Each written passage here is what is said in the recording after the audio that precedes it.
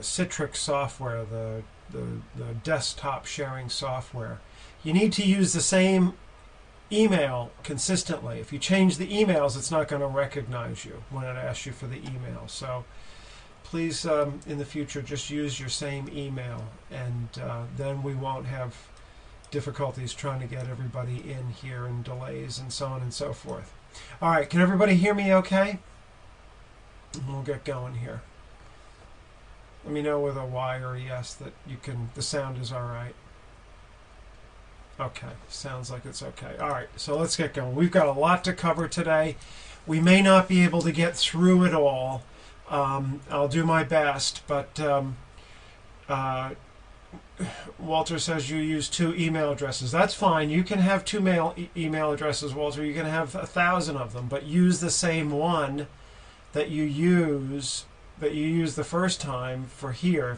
If you change them each time, the system doesn't recognize you, and then you're out of luck, and then it causes delay and so on and so forth. So I don't care how many email addresses you have. I've got multiple ones too. Just use the same one here. All right, so for today, I want to do a little bit of integrating the trend lines and the waves here, and talking more about context. And we'll just use the past week or so in the S&Ps.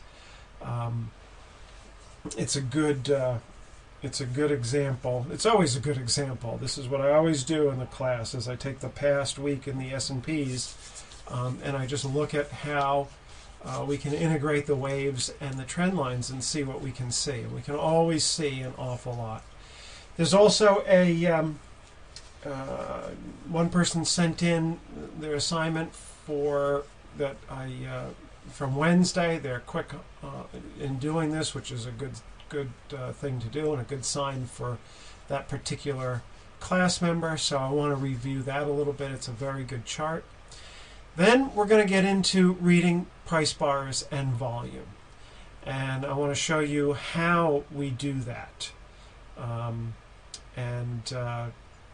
what we use and how we do it.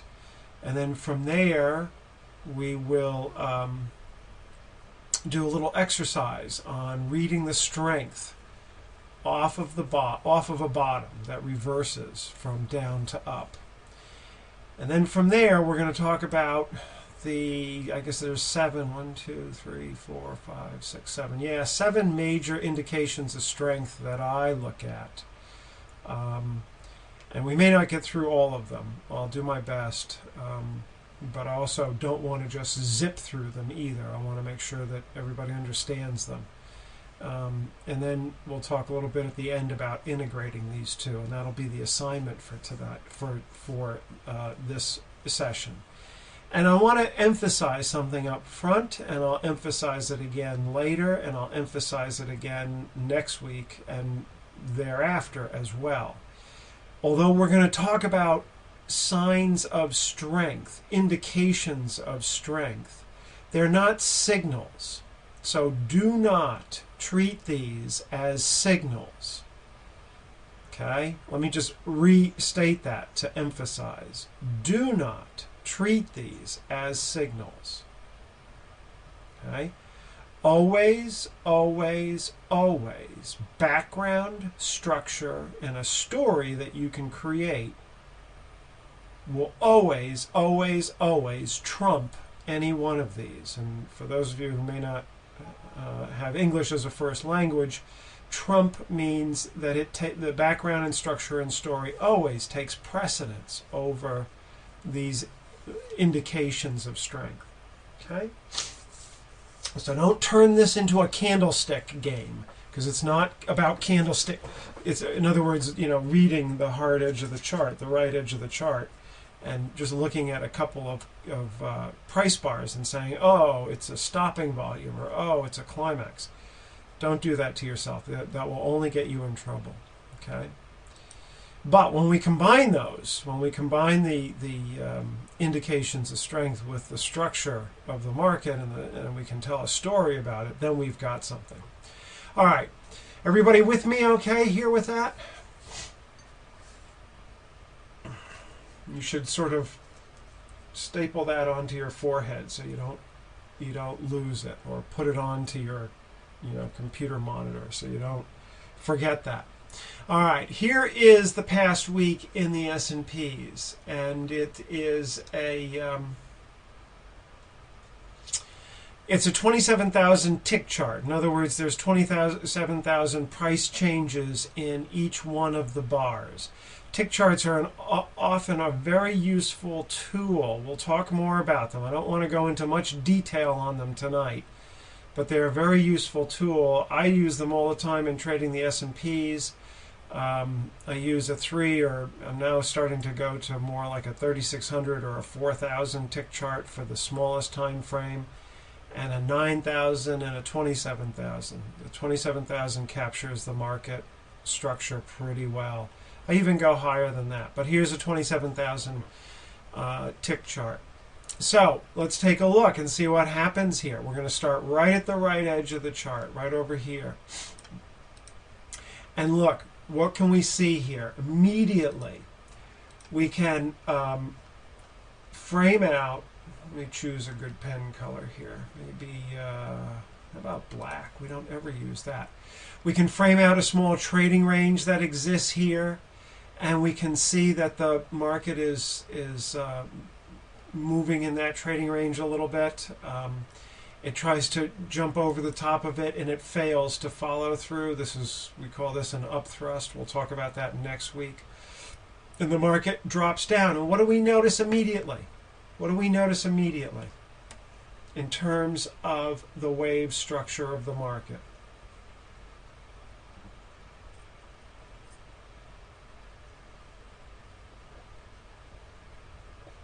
Anybody?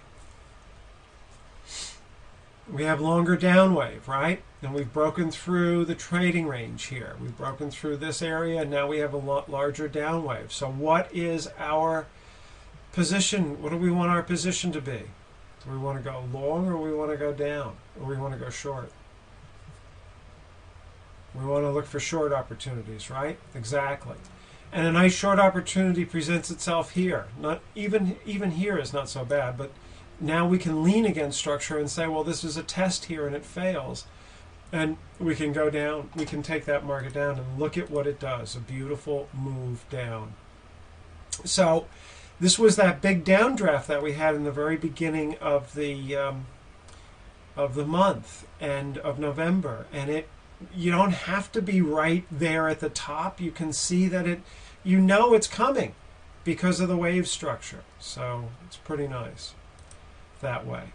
So we can draw in the waves here. We can see that the down waves got larger, but also we draw in a trend channel, and clearly this market gets oversold down here, right? And it's a huge overselling. And this market moved from a high of about to 1280 down to 1210. That's 70 points over a day or so. That's a lot of points. It's going to be oversold in the S&Ps. A 30-point day is a big day, and this is twice that, more than twice that. So then we start to go into a trading range down here in the bottom, right? And we can highlight that, and we can draw in a horizontal resistance line here off of this high. And notice that if we extend... Yeah, sweetheart, can you hear me? Ning? Okay, hang on everybody for a second.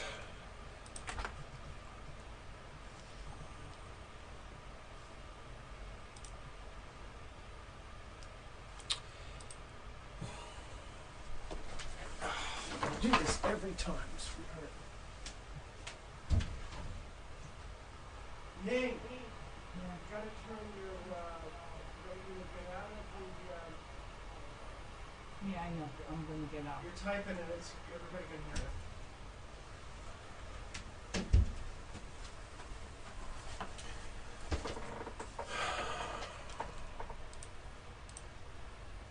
Okay, so we're back. We should hear no more typing. That's Helen in the background there. She didn't know she was still on. Okay, so we extend our supply line down, and notice we have confluence occur here, right? and we can take a short trade there. Even though we're oversold, it's likely that that market wants to go back down and retest this low. And it doesn't make it all the way down there, but we can see in the structure that it tests to this point here instead. And we can, see how the market moves within this level of structure. It's pretty straightforward. We then break up above the trend channel here. If we extended this down a little bit, you get to see what I mean. We break up above it. Now the up waves are higher, but we fail to go up. We fail to follow through. This is a 27,000 tick chart, so this is probably a 25-point move in here, give or take, and that's a nice trade if it's occurring during when you're out there trading. Okay. So we can see then that the market comes down again, breaks down through this support, comes onto this diagonal trend line that we can draw here, and also we could draw it earlier, and we have another piece of confluence here, or another bit of confluence here that I didn't put in, but clearly that's there. It drops down to this support level, then rallies through this resistance line here. That's strong. That's very strong. And not surprisingly, the market rallies up and breaks on through. Right? Now we've got up waves higher than substantially larger than a down wave. So now we're going to be looking for long opportunities. All right? We come back down to support here. Here we had resistance where the market was, it had resistance a couple of times. Now it comes down to support and it pops back up above that. Now we want to look to go long. And where does it go to? It goes to the top of the resistance level again. And it has trouble up there. Okay? And it drops back down again. And notice now we have an access line forming. We had resistance here along this line, then there's some support, it rallies up, comes back down, support again, rallies up, and support again, rallies up, fails, and then comes back down for another time to be supported at that same level. We can extend it out even further. You can see that it acts as support over here and kind of as resistance in here. This market rotated around this level here of 1238, give or take, for quite some time, almost the entire week, right? All right, we rally up, we push up above the level of resistance here, as represented by this line. We come back in, we test it here, right in here. It's not confluence because we wouldn't know that this demand line exists until after this market has started to rally up. But then we can draw that demand line in and draw a parallel supply line, and look, we can see that supply is coming in earlier, or demand is tiring out up here and failing to get up to the top of the supply line, and then it drops down through the resistance level again, and so this resistance is still active, and we drop pretty good down here, right? We can look for short opportunities at that point.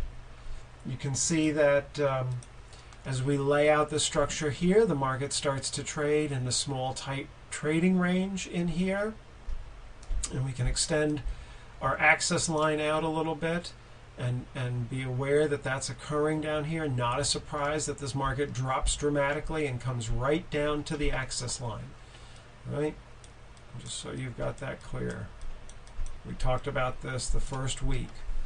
These are very important. We see them all the time, and a lot of times it'll set up across a week when we have a big trading range like we've had this past week after the market falls down, that an axis line will set up, and that's what it rotates around. It tries to rotate around that, and you can see that that's been fairly effective in here. We drop down again, but we don't come all the way down to the demand line, and we can draw a reverse use of trend line in here, and the market then rallies up in the last bit here. Rallies up, breaks down, breaks the supply line here, and breaks that. And we go into a little bit of a trading range, but notice that the supports are lifting, and we can draw our trend line here, a demand line in here, right? And we have a resistance line, and now we've broken through, and once again, up waves are larger than down waves. So what are we going to look for? I mean, just looking at this market here, if you're trading this, what are you going to be looking to do on Monday? What would you be looking to do on Monday if this is, and this goes up until Friday afternoon? If you're trading this market, are you going to be looking for a long opportunity or a short opportunity? Long, right? Yeah, that's right. You're going to look for a long opportunity. If the market comes back down into this zone here, right in here, whatever this level is, this would be a great spot to try to find a long trade. Okay, it may not. You know, we don't know what it's going to do. It may just rally up from here, but it may come back down into this area, and that would be a spot that you could look to go long on. All right, any questions on that? You can see, though, I hope you can see that laying the structure out like this, just using the waves and using horizontal, for the most part this week it was horizontal trend lines. Sometimes it's more diagonal trend lines, but whichever it is, during the course of a week, you lay these out and you can start to see the things that are occurring here. Does everybody see that? How useful this is?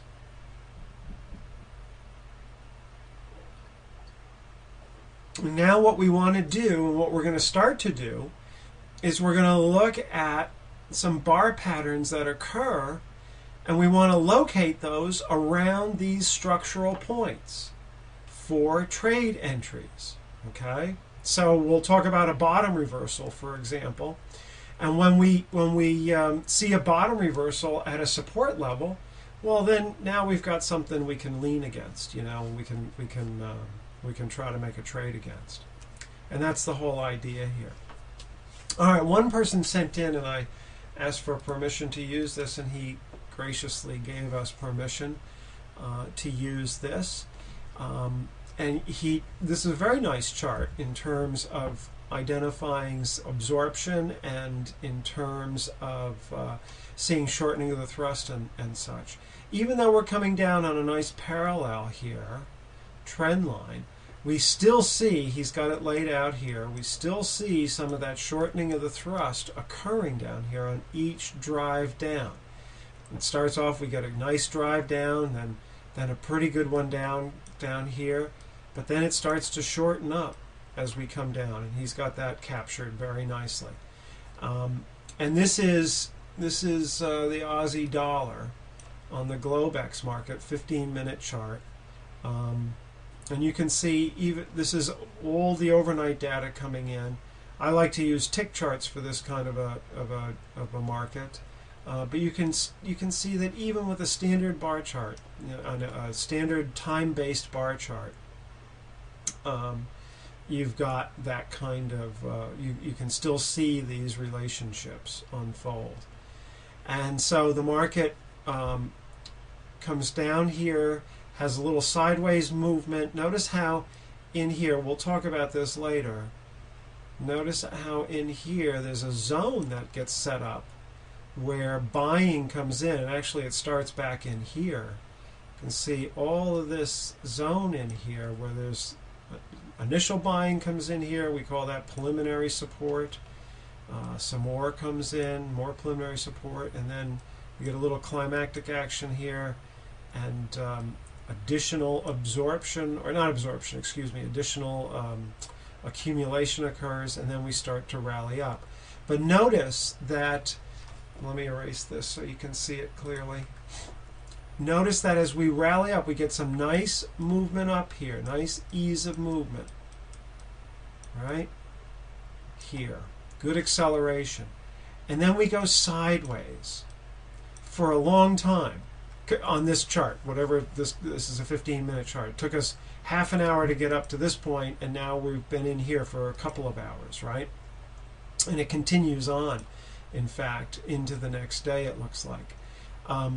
This is a very nice example of absorption, where we see supply here, and we saw a lot of churning over here. Supply came in, and it's not a surprise that we're in this area. They're going sideways and absorbing the residual supply here. Okay. When I say we have residual supply, what do I mean? What I mean is this: that there are sellers here that went short in here, but then as the market started to rise, and each time it rises, and especially here too, people will think, oh, it's, you can see the volume. You can see the volume. When the volume gets large, people will buy. Or when the market starts, it looks like it's breaking out here, right? People are buying on that. There's a lot of buying going on. And how do we know? Well, we know because of the volume. And they're holding on. They bought up here right at the tippy top, and they've been holding on, and they've been suffering through all of this. And now, as the market comes back up into their price area that they bought at, they're thanking their lucky stars that they can get out. And that's what's creating some of this residual supply. Also, there are support and resistance traders, a lot of those, who are going to be shorting against this because it's a known supply level, it's a known resistance level, and they will short against this. And this market is just absorbing that selling. And that's how we can tell, because it's not going down. Each time we've seen, good moves coming down here, and here for the first time it's going sideways instead of down. And that's strength coming into the market. So that's very nice. Then we get more ease of movement going up, and here we come right into the top of this resistance area here, and we see another level of absorption. And then the market continues to move on up. So that's very nice. That's a very nice chart, and very nice examples of absorption and shortening of the thrust. Also notice too, just want you to be clear on this, that we have an uptrend channel here, demand line here, and a supply line. And notice that the absorption kind of goes in, well, you would draw this demand line from this point and this point, and it respects this very nicely up here. And so you know that in advance. But then as it pushes up, it breaks through. Okay? It breaks through here. Now, often we will see this, and then the market will come back down again, and you say, well, it's overbought here, right? But you have to look at the context of the market. You have to look at the structure. We have all of that. We've just come through a down move. We've broken through the downtrend channel. We've had all of this buying going on here. We've had more buying going on here. We don't expect the market to just rally up after all of this buying and then come back on down again. Okay? So when we see this now, we would want to put on, a different kind of trend, a different trend channel in here.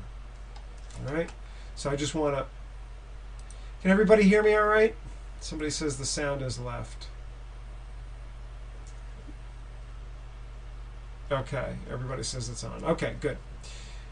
All right, so that's a nice chart. All right, any questions about that chart before we move on?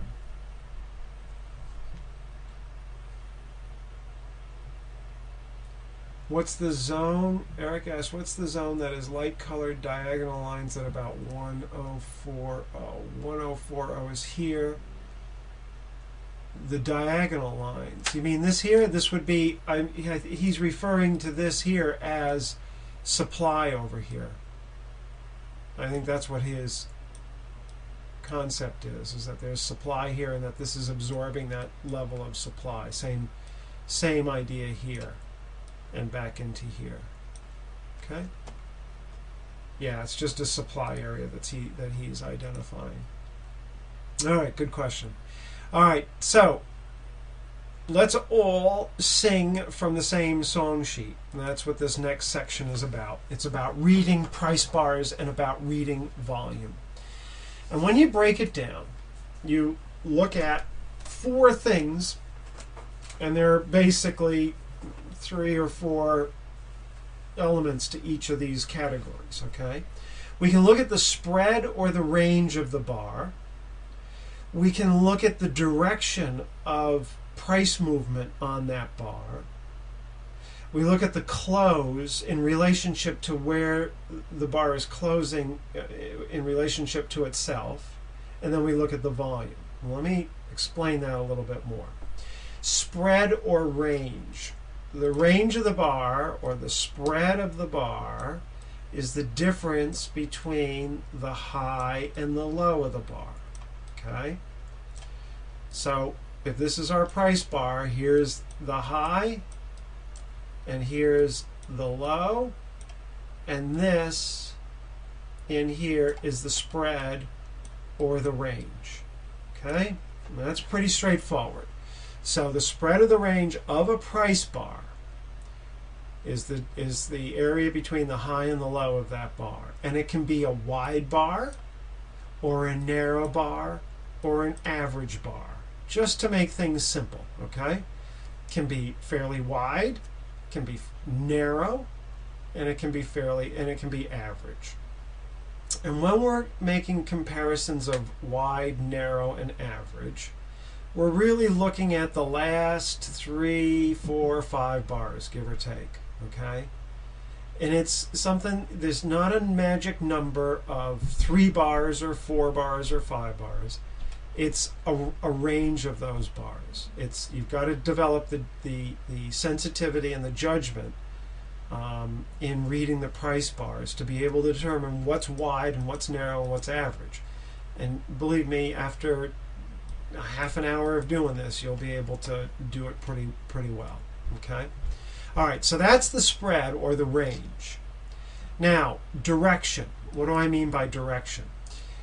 If we have a price bar and it closes here, okay, and then we have another price bar and it closes here, then the direction of price on this last bar is up because the close is greater than the previous close. Okay? If the close was down here, then we would say it's a down bar. Okay? Or if it closes about the same in the same area, within a tick or two, we would call it a level bar. Okay? So direction is determined by the close in relationship to the most immediate preceding close of the most immediate preceding bar. Okay? So we might have, they might all be coming down here, and we have down, down, down, but then we have this bar is closing up above the previous bar. Its direction is up. Okay? Now, closes themselves, we're interested in those. They can be on the high of the bar or near the highs of the bar, right on the high of the bar, around, that's the highs. Can be on the lows of the bar or near the lows or somewhere in the middle. Okay? 3 different ways to think about it. And then volume for that bar can, and this is again, looking at over the last 3, 4, 5 bars, can be heavy volume or average volume or light volume. Okay? Hang on just a second.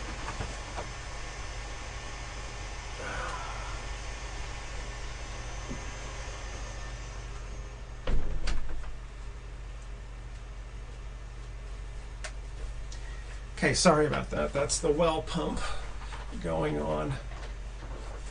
All right, so by using this little cheat sheet, so to speak, or this little 4x3 chart, we can describe any price bar and volume. We can have a wide range bar closing on its highs that's down from the previous bar on heavy volume. We can have a narrow range bar closing level with the bar before it, closing in its middle on average volume. We can have a average spread bar that's up, closing on its highs on heavy volume. Okay, we can describe any bar by this nomenclature. All right, any questions on that? Does that seem pretty straightforward to everybody?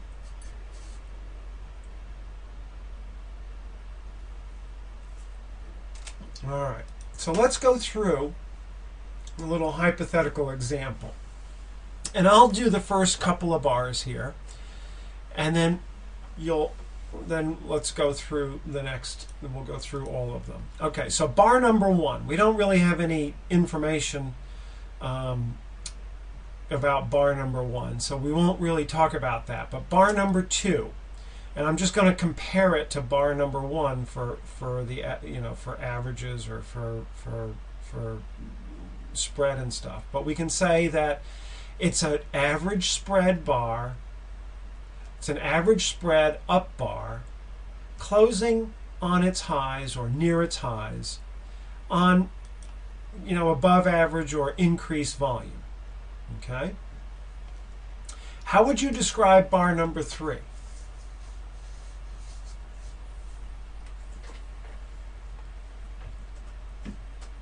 Within this nomenclature, how do you describe bar number 3?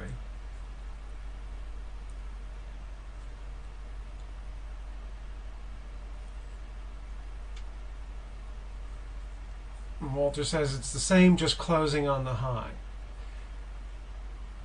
Hans says average up bar closing on the high. Okay.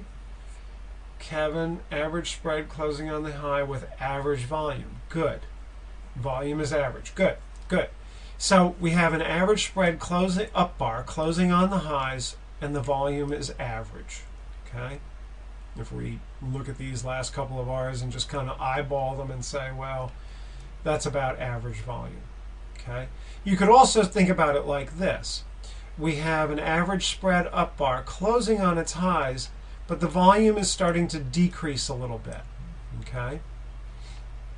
It's average volume, but it's starting to decrease over the previous bar. What about bar number 4? Tell me about that. How do you see this? Bar number 4.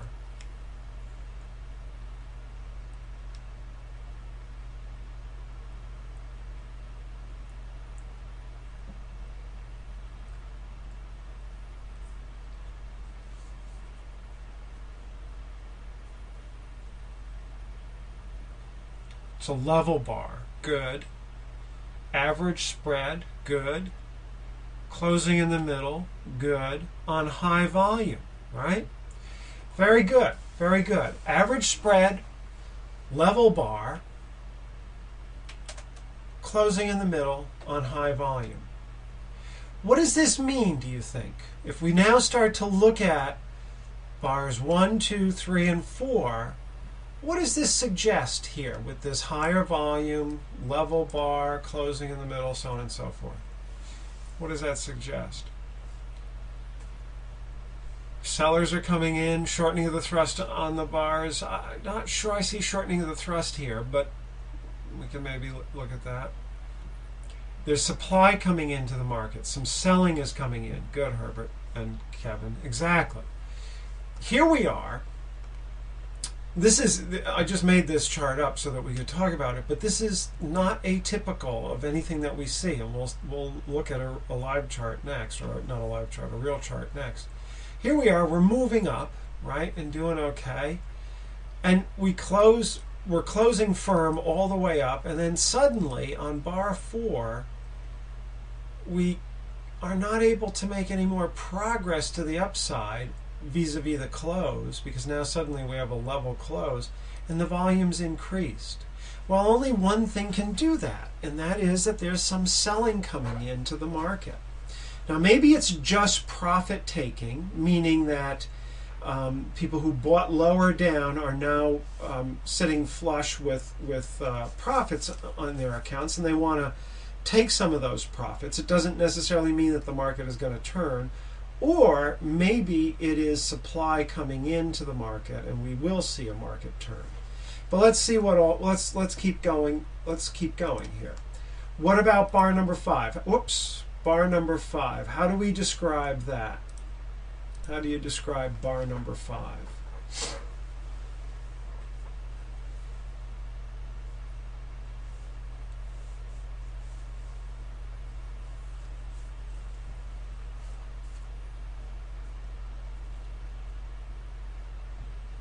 Anybody?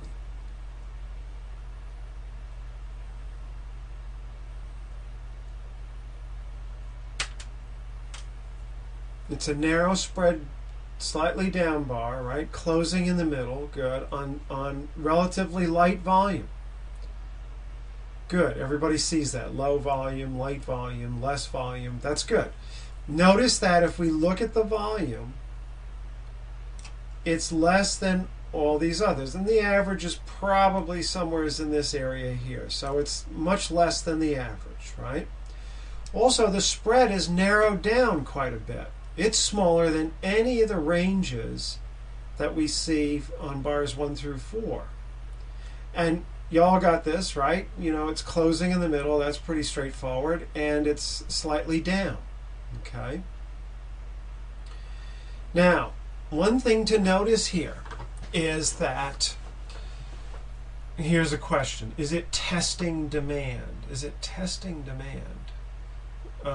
Is it testing demand? I'm not sure, Kevin, I'm not sure exactly what you're asking. Is it testing demand? A test typically looks to see about supply. I mean, I'll often talk about testing the highs, but to see if there's more demand up there. Testing the lows.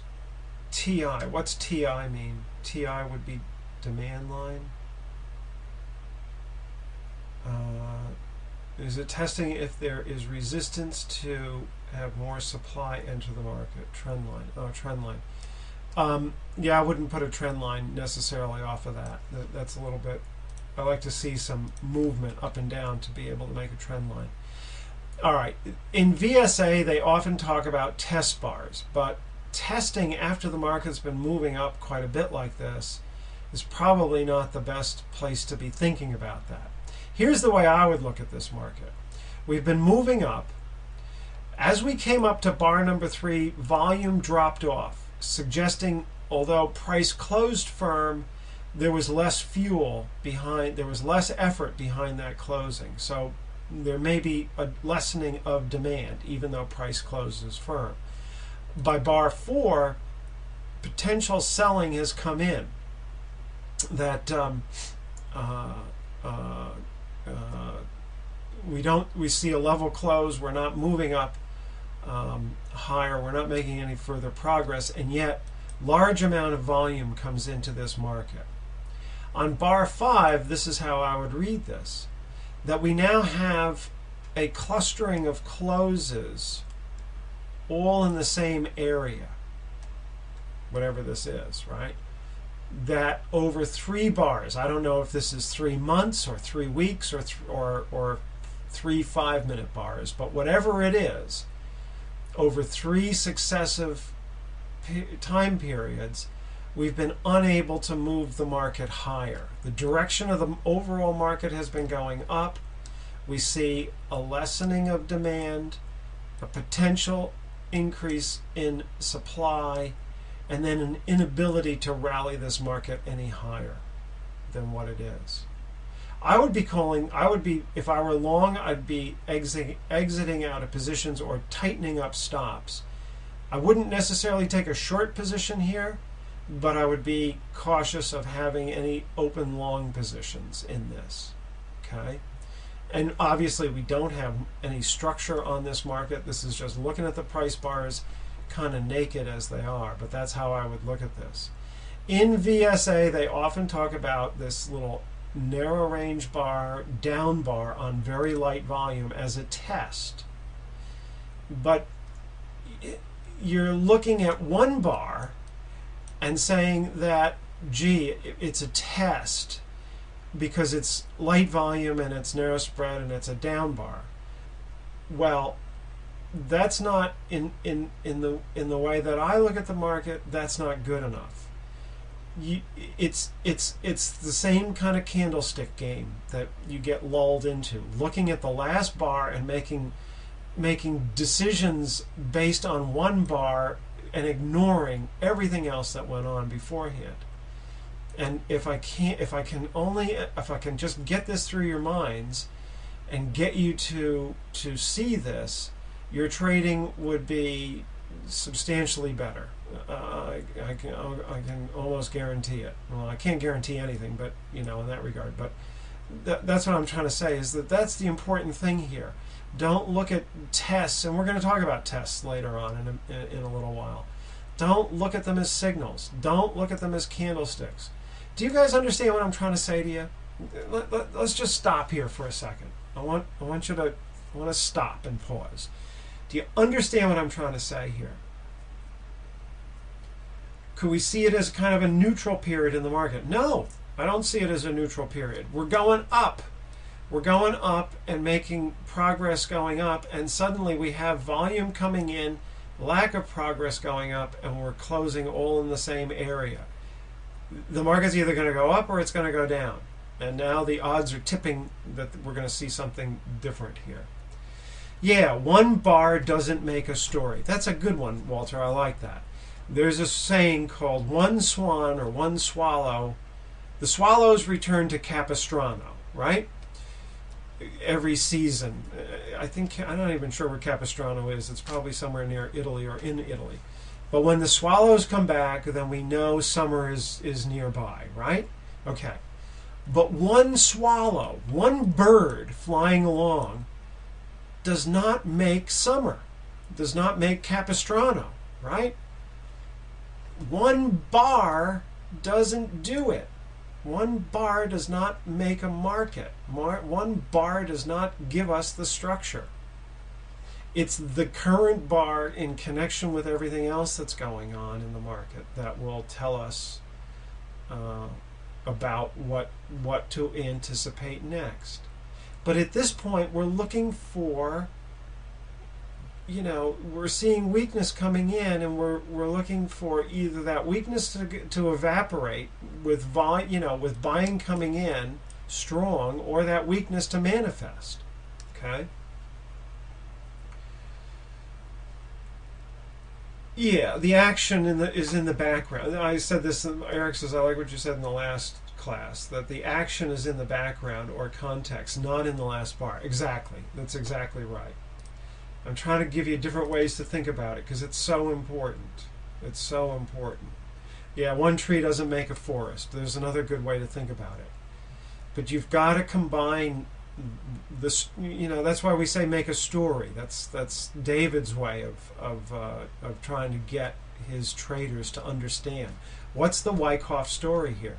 The Wyckoff story here is a market that's been moving up that suddenly, that's having some trouble moving up now suddenly, or over these last three bars. We see weakness coming in, or we see lack of demand, weakness, and then just it's stalling here.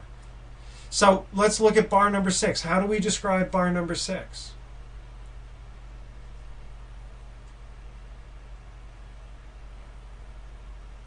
Okay, well, we can all overanalyze. And what I'm trying to do is, it's not a question of overanalyzing, it's more a question of where the focus is. And your focus can't be just on that one bar.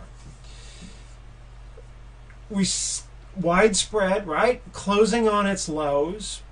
Dramatic increase in volume. We got the biggest volume going on here on the whole chart. Okay? And now we can anticipate follow through with more sellers. I would sell this thing right here. Okay? I would sell this right here. Why? Because we had potential supply on bar 4 with the increase in volume, and now we have definite supply coming in on bar 6.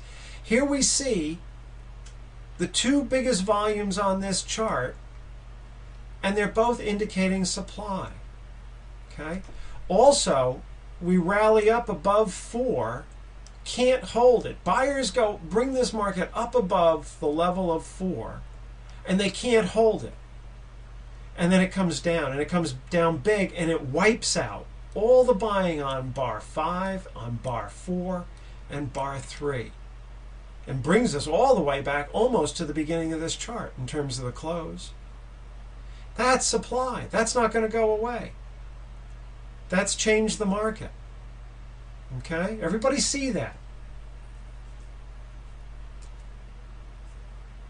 See how a story begins to help you understand what's going on? And if you're, instead of thinking about this is a test bar, don't think about that. Think about what is this thing doing? What is this bar telling us in relationship to everything else that's going on? And try to be logical about it.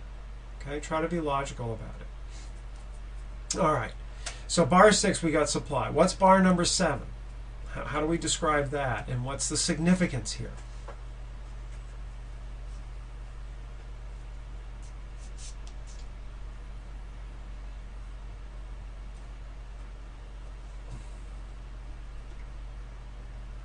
I'll erase some of this so we can see. Narrow spread, right? It's almost the same as bar 5, it looks like. And it's an up bar. Good. I'm glad you caught that. And a lot of people don't get that. They say, well, it's closing down on its lows, so it must be a down bar. No. It is an up bar, right? It's closing up above bar number 6. And it's on very light volume, okay? So they try to rally it up. They don't get very far, and it's on very light volume. It just means weakness, okay? And it's closing on its lows. They can't even hold the bar up. What about bar number 8? What happens there?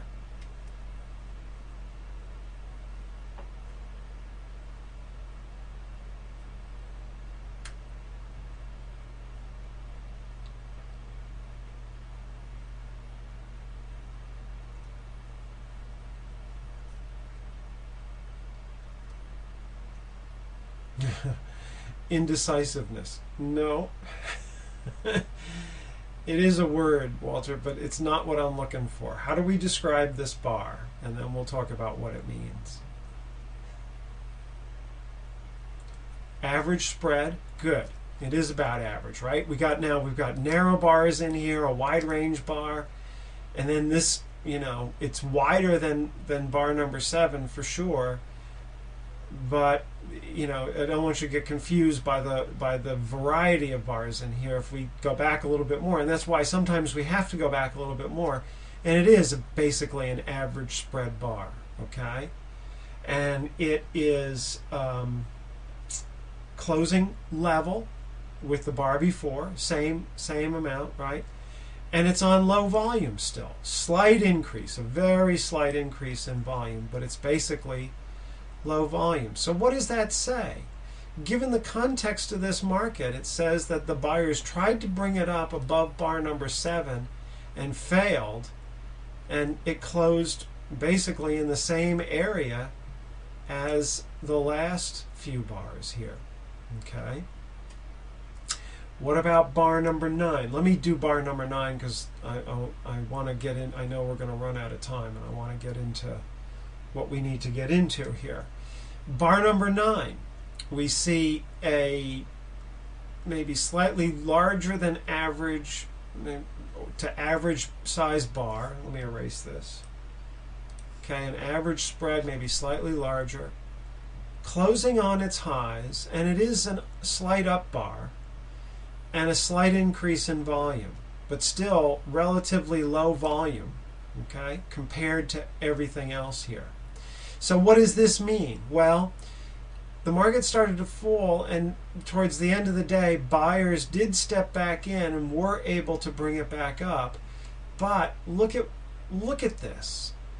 It's all these closes over 4 bars here, whatever time period this is, over 4 bars, and it is unable to rally up higher. And that's the story here. That here we had good movement going up. We see some weakness come in. We see sellers take control.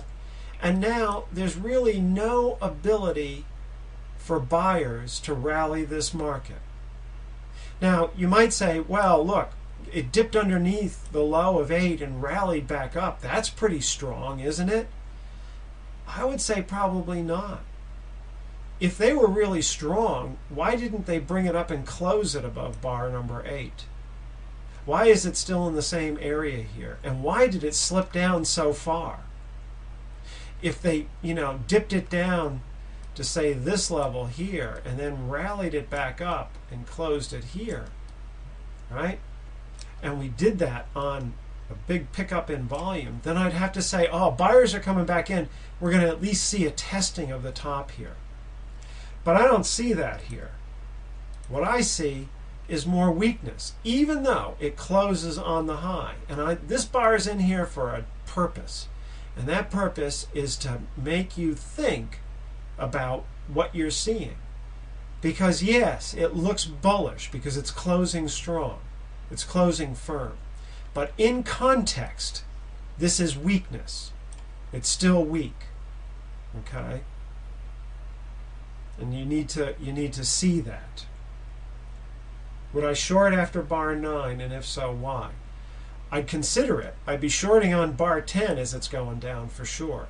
Okay? Let's look at bar 10. Bar 10, again, is widespread down bar, closing on the lows, increased volume. It's supply overcoming demand. And we can expect further downside movement from this. All right? So that's an introduction on how to read price bars using this little idea of the spread, the direction, the close, and the volume. And just looking, is it average? Is it above average? Is it below average? Is it increasing or decreasing? Are we in the middle, on the highs, on the lows? Are we up? Are we down? Or are we more or less level? Okay? And you can see a lot if you start to look at these bars, not just individually one after another, but in context with one another. You can really begin to see a lot. And let's take a look at a market. Let's take a look at a market here.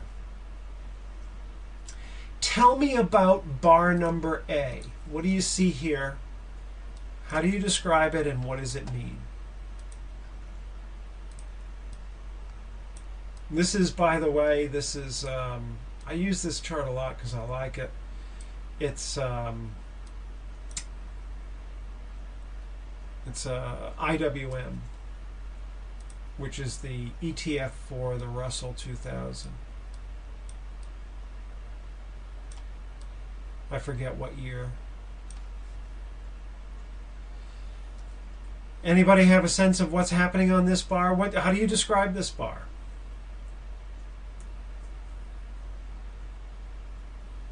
So it's a widespread down bar, closing at its lows on above average volume, right?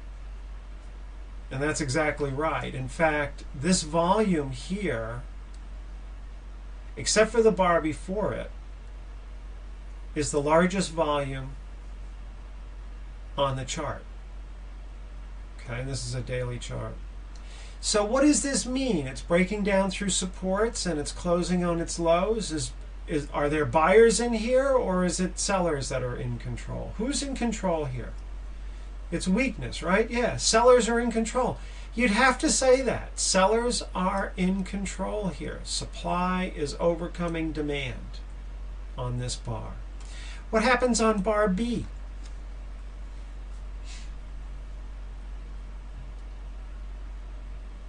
And by the way, we've been coming in, we're in a downtrend. That should be obvious to everybody, right? We're making lower lows, lower high, lower low, lower high, etc. Okay? So describe bar B to me and what's happening here.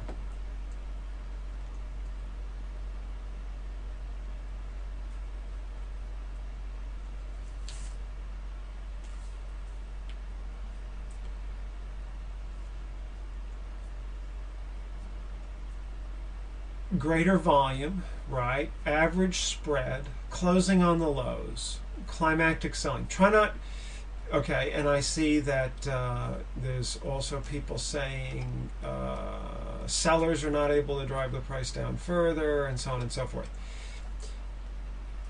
I would suggest that you just stick to trying to describe the bar for the time being, and then think a little bit, not so much in terms of its climactic or its, try not to label it, but try to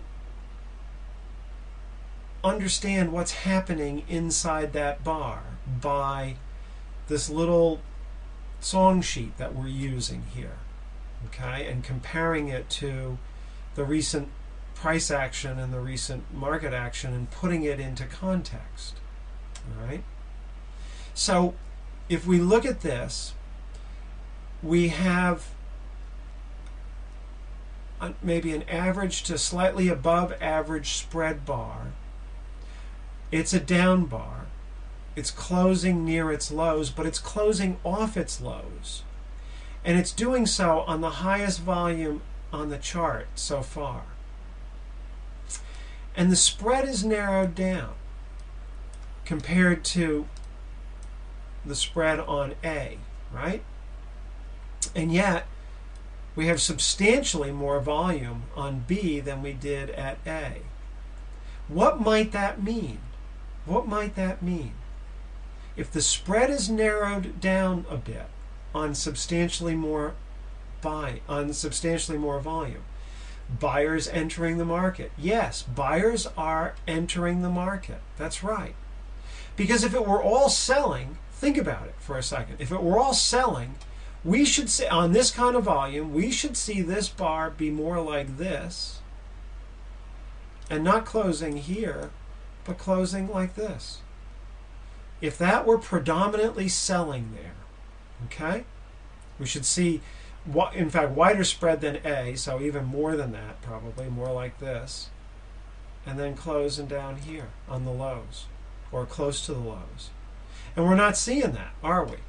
And so only one thing can do that, and of course that's going to be buyers stepping in. And we know it now because the volume's high, because the spread has narrowed down a little bit compared to bar A, and also because it's closing off the bottom. Buyers are stepping in a little bit. And if we were to do a trend line here, what do we see? We see we're oversold in the trend channel, right? If we have a trend channel. And I'm not sure how we would draw that. Maybe that's incorrect. Maybe it's more like this. But even still, we're at the bottom end of the trend channel. That you should be able to see pretty easily. Even just eyeballing it without having to draw the trend line in, you should be able to eyeball it, okay? So buyers are coming in. What do we see on bar C? Let's talk about that. What happens there?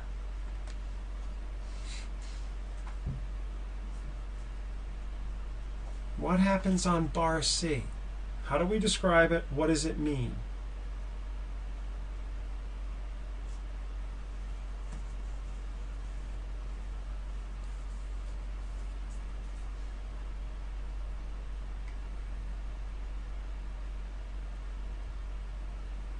Average size up bar, closing on the highs, and the volume is high still, right? Exactly. Good one, Walter. Very good. Look at, we said that bar A was really high. Look at the volume on bar C. It's bigger than bar A, right? Kevin says up bar, closing near the highs with average spread and above average volume. Good. Good, Kevin. Good.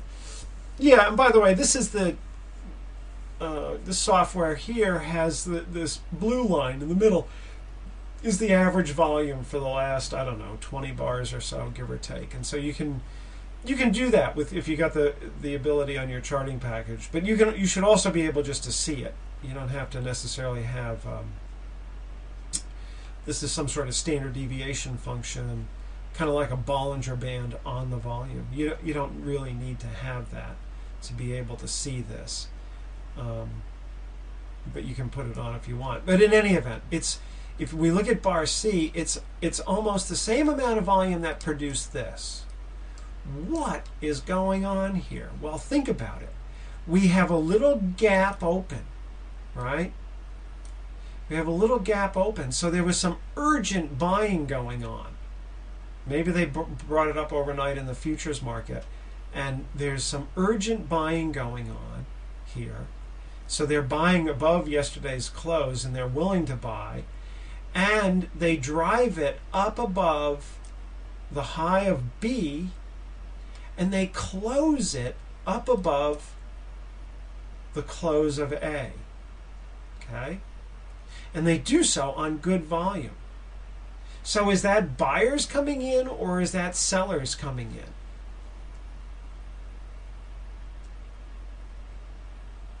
It's got to be buyers, right? They're making an effort here.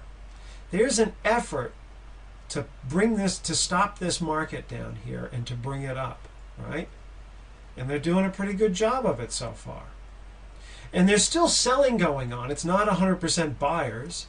You know, if this were all buying, then we would see a bar kind of like this, right? Similar to bar A in terms of spread, give or take, right? But we don't see that. And that's because there still is a lot of selling going on. But buyers are trying to overcome that here, all right? Yeah, buyers are coming in with a still high amount of selling, and they're trying to overcome it. All right, tell me what happens on bar D. This is interesting, isn't it? This is very interesting.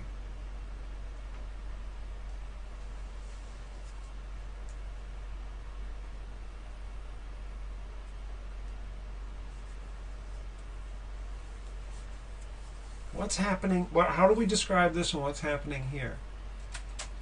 Closing on its highs with an increase in volume after testing the lows of B. Yeah, good, Kevin. So and this is a widespread bar, right? We're seeing a widespread bar, not just an average spread bar. C was average, B was above average, but D is a widespread bar. Big volume again. I know it's not as big as A, but still big volume in here, closing on its highs. Now, think about this. What happened on this bar? We don't use the open because it's really not useful. Doesn't really add much information. But what we can say on this is that sellers probably came in the morning and tried to push the market down. And they got it down to the lows of B, or close to the low of B, right? But buyers stepped in force, and they turned the market around and rallied it all the way back up and closed it for the third day up, right? Or closed it above the previous 2 days and deep into the bar of A. And they did so on big volume. So still a lot of selling going on, but buyers overcame that selling. Okay, everybody see that, okay? Buying overwhelmed the selling. That's right, Walter. Looks like price has been driven down fast and then pushed up with strong buying. Yes, Lars, exactly. That's it, okay? So now, we've got a process going on here where, you know, if we look at these bars here, for example, 1, 2, 3. That's 1, 2, 3 volume, right? We see progress coming down, closing on the lows. Volume is increasing to the downside.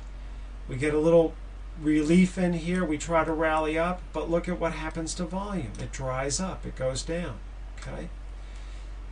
Now, look at what we're seeing here, just on these 3 bars.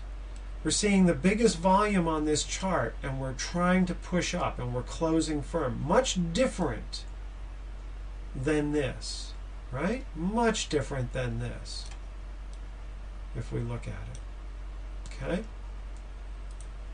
This is the way to look at a market, at a chart. Okay, what happens on bar E? And what does it mean, do you think?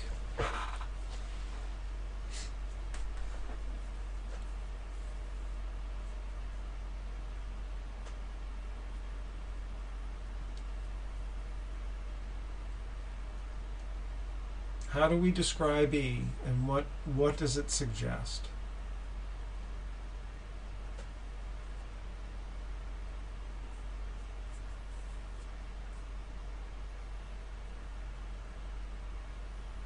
average spread down bar, close at the low, and still the volume is pretty high, right? Average range down bar closing on the lows with somewhat decreased volume, and I would agree with that, but still pretty high. And it tested the highs of the prior bar and lows, still not half, but halfway of prior bar. Okay, try, Kevin, not to be labeling things here. Just see what's there. Just try to see what's there. Average size down bar closing on the low on average volume. And it's still pretty high volume, I think. Average volume is down in here. That's probably average volume. And if we extended this, and I'm going to show you a trick in a little bit here about volume, but if we extended this, it's still pretty good volume. Okay? All right. And Laura says supply coming in at resistance. Again, try not to label. Try to see what's happening in the bar and think about it in a logical way. Here, we do have a average to, I would say, slightly below average, somewhat below average spread, down bar, closing on the lows, volume is increased, and it's still high volume. And on this bar, buyers tried to rally the market up, but really couldn't do it that much. They only got a little bit higher than the previous bar. And then sellers came in. But on all this volume, sellers did not take the market down very far, did they? It's hard to know, and I'll be honest, it's hard to know exactly, if we were looking at this and there was no other bars on the chart, it would be hard to know exactly what's going on. Except that we know that there was a large amount of effort here. And probably buyers just got exhausted up here. They just, don't have any more ability to keep chasing price up. They're running, they're running out of money, if you will, at this price level.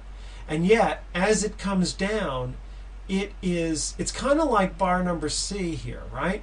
As we rally up, we have this, here we gap up, so it's a little bit wider of a bar, but as we rally up, there's a lot of volume, and buyers are pretty strong because they're driving that market up. Here, sellers are trying to push the market down, but buyers are not letting them come in too much, are they? Really, if you think about it. They're not allowing a large, here we have, in a down move, we have good ease of movement coming down here and on these bars, and here we have volume that's pretty close to A again on bar E, right? And we're not making that kind of downside progress. So even though buyers couldn't extend their activity up above bar D by very much, and it looks negative, it's not really, because sellers aren't taking the market down. Buyers are holding it back, if you will. Okay? If we drew a trend line, price would be respecting that. Yeah, you're right. If we drew a trend line in here, we would see that that would be, a spot where the trend would be, comparing it with A, I see it becomes clear. And that's what, part of this exercise is to get you to compare what's happened in the recent past on the volume and the spread with what's happening currently. Okay. The bar between E and F is similar to E, right? Buyers don't have the ability really to buy up in here, and it comes back down, and it does come down a little bit more, but still on sustained volume, and we're not seeing ease of movement coming down. What happens on bar F, and what's significant about this?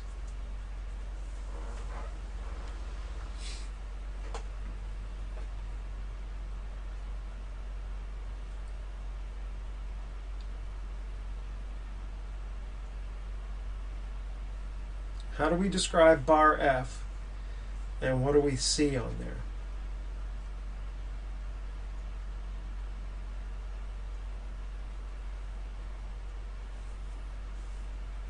Average size bar,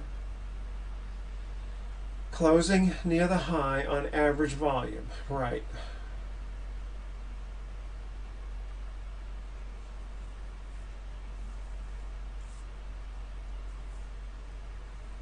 Anybody else? What's the significance of this bar?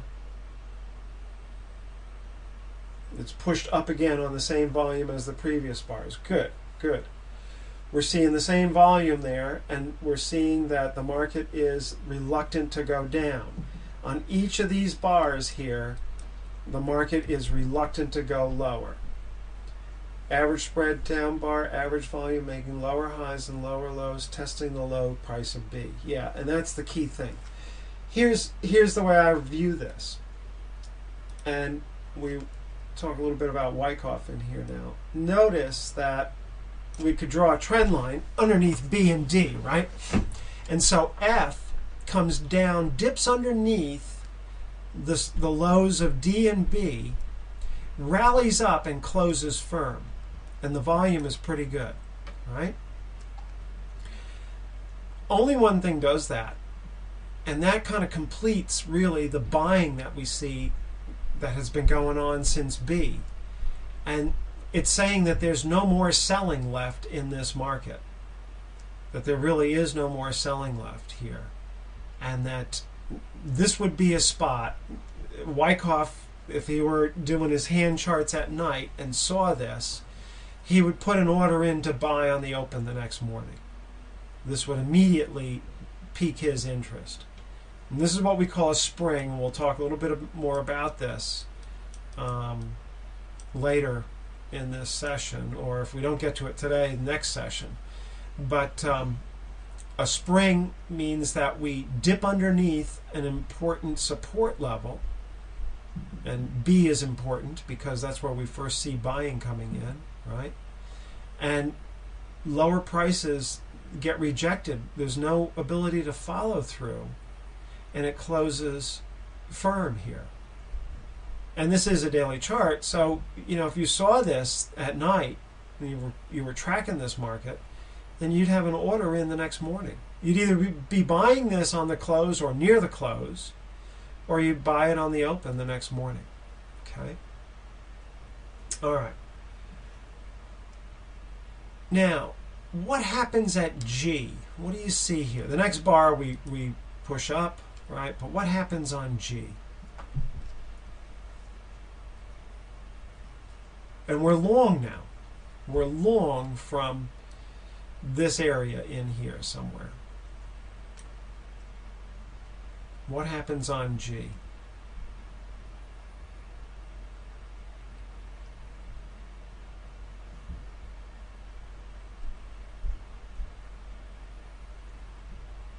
And how does that make you feel?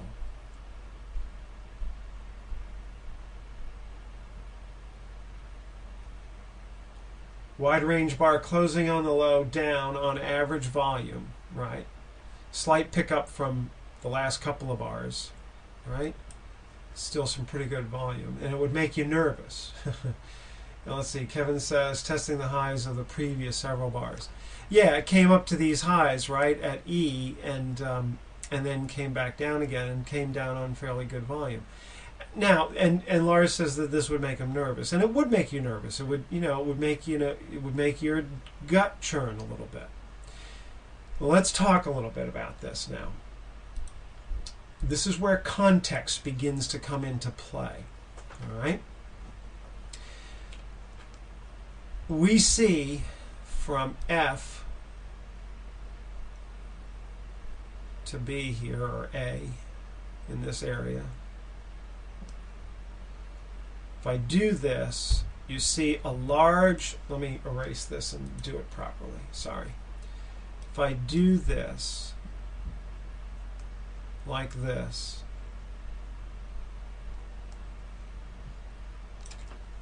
and we compare it to all of this over here,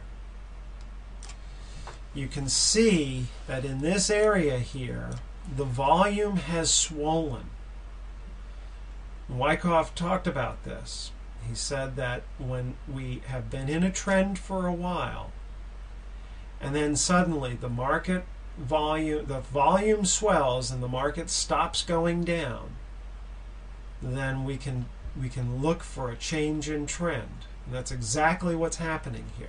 Okay, and we know that because we can see that on the chart. But if we were watching this day by day and we're up to bar G now, we say, oh God, it's making me nervous, I better make me feel like I've got to throw it out and throw it over and so on and so forth. Again, this is looking at one bar and saying that this one swan here doesn't make the summer, right? We'll make this guy a cute little swan.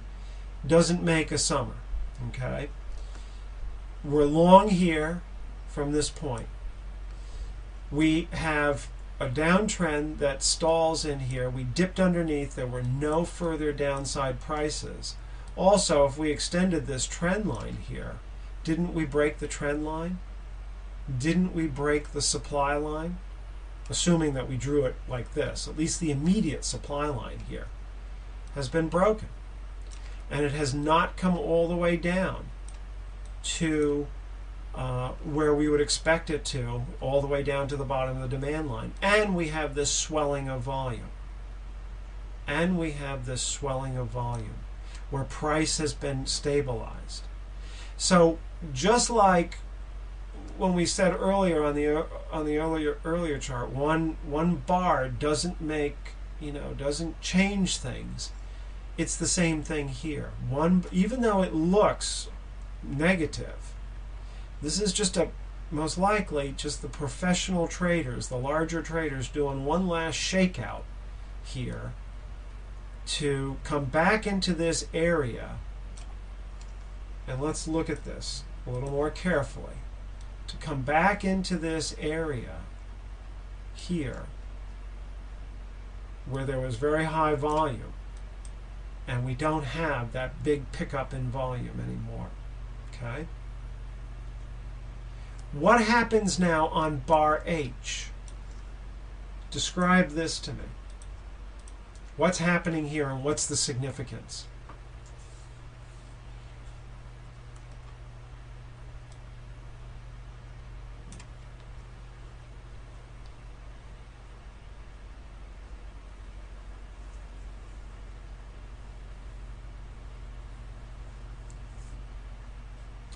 Walter asks, does bottom building require high volume? Bottom building typically, unless you see a long saucer bottom type thing, bottoms typically do require high volume to stop the market from going down, and then it's a process where we come down and test, and there typically is high volume. That's right. Okay, so we have narrow range up bar closing in the middle on low volume. Narrow spread up bar, average volume closing in the middle. Exactly, right. Narrow spread, it's an up bar because it's closing just slightly above the close on G. Light volume, what's the significance of this bar? This is the most important bar, or one of the most important bars on this chart. What's the significance? No more sellers. How do we know that, Walter? How do we know there are absolutely no more sellers at this point? No follow through to the downside after G. Exactly. Everybody get that? Very good, Hans. Here we're all nervous about G, thinking that there's sellers coming in. If there were, they would take it down. They've got the advantage here, right? They would bring this market down and drop us underneath F. But it doesn't happen.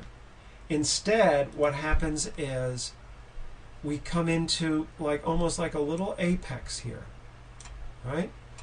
And this is what Wyckoff called being on the springboard. We are on the springboard for prices to rally. And he said that there comes points in every market that he called critical points where a feather's weight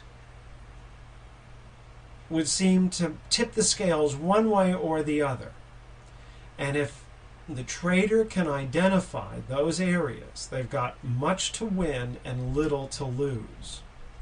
And if we look at this area in here, right, represented by this springboard position here, we can see that we went through 1, 2, 3, 4, 5, 6, 7, 8, 9 bars here. Not, every time prior to this we didn't go through all of that.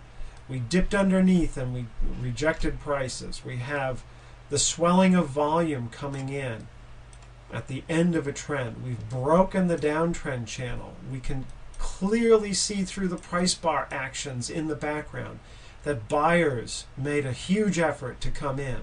We can clearly see that sellers made an effort too, but buyers kept the market from going lower.